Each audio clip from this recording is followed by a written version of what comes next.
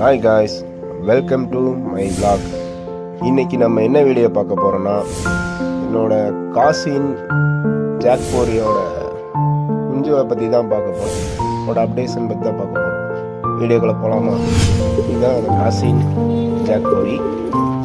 இதோட சிக்கை பற்றி தான் பார்க்க போகிறோம். இது நல்ல அருமையான பேருங்க, நல்லா வளர்த்துட்ருக்கு அதோட சிக்குகளை.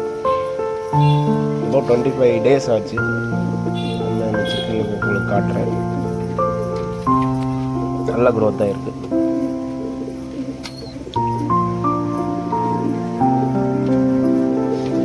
நல்ல குட்டாக இருக்குது.